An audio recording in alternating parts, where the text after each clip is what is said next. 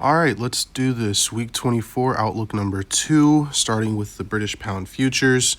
CPI happened today, so we got a slight pullback, and it actually looked like price decided to mitigate this price gap here, which is great. And based on the response, this is very favorable for continuation of the bearish price action that we're currently seeing.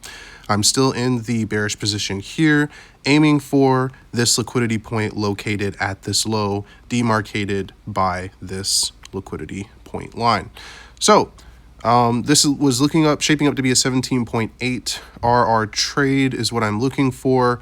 I may hold it actually longer, anticipating to basically ping pong the market, expecting price to move down towards the area of interest that I have marked here by the Fibonacci, which is a price gap right here, and then looking for potential plays off of that. But as of right now, this is the direct target. So we'll see what happens moving over the next couple weeks. I've actually held this for a pretty long time. I actually entered over here based on the purple line, which is a mitigation of a 1-minute SC. Decided to be conservative with my stop by placing it at the 15-minute SC high stop loss position instead of the 1-minute SC, because it just seemed too aggressive, and yeah, it just wasn't good, especially for looking for the swing here and the counter trend swing at that. It just seemed more optimal, I guess would be the word. So yeah, so that's what we're looking at. Still looking for continuation of bearish price action, still holding this. This is actually the only trade that I'm in currently. Everything else, I'm just waiting for the markets. And so because of that, we can actually now start looking at gold again.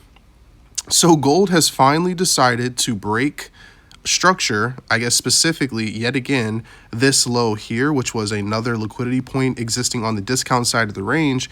And as anticipated, gold is starting to move lower towards the bottom of the range low. So it looks like, right now, this is very predictive, but it's probably going to happen that we're going to mitigate or perform an action here at the low of this bullish range. And depending on the action, if it's a liquidity draw, then we'll have to look for a price action to continue buys.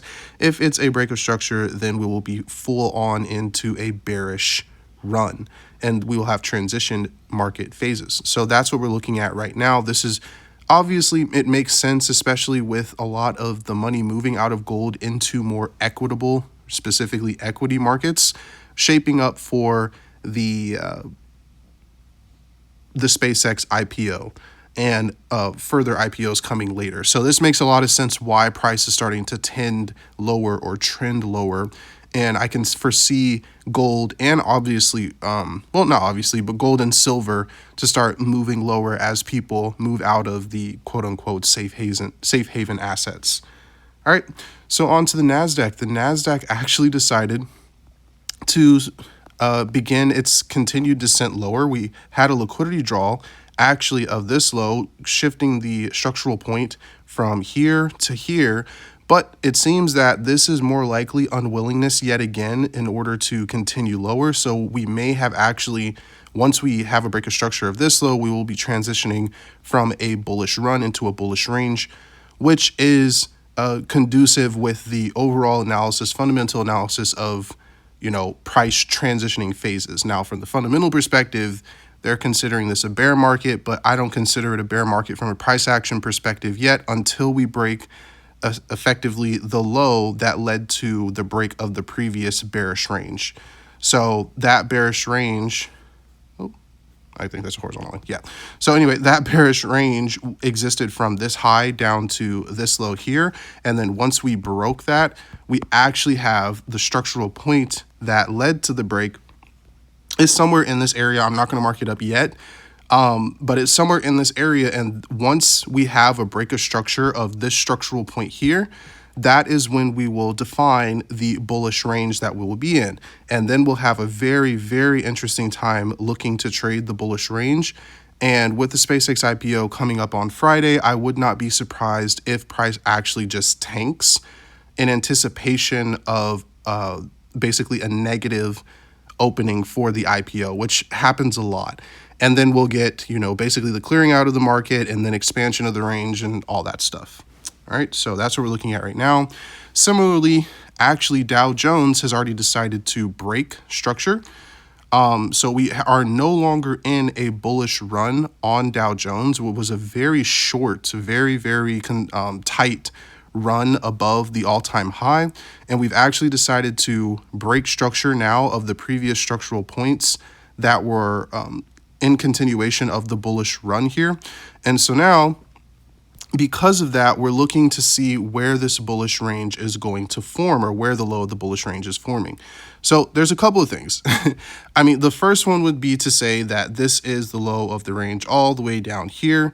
The next one would be to say that this is the low of range here, depending on how you want to look at it. But as of right now, I think we can just focus on the bearish price action as it stands. I'm still going to do a little bit more analysis to fully mark out what the bullish range is going to look like. But as of right now, we are full on in a range, and we're tending bearish for the Dow Jones. Now for oil, we've actually done nothing. We're still consolidating. I mean, we have a little bit of price action here in which we performed a liquidity draw, and we have some sort of price action moving higher, but that's pretty much it. That's all that's happening. We are still stuck in this very consolidated range here on the 4-hour, which is still existing in the monthly discount. So, but based off of the news, if you're listening to the news right now, we are in the United States still looking to attack Iran, so we may start seeing the impulse and moving higher towards taking out these highs here pretty soon. So yeah, and then for the live cattle futures, not really much to say here. It's still, just consolidating. But that's it for week 24 outlook number 2. Peace.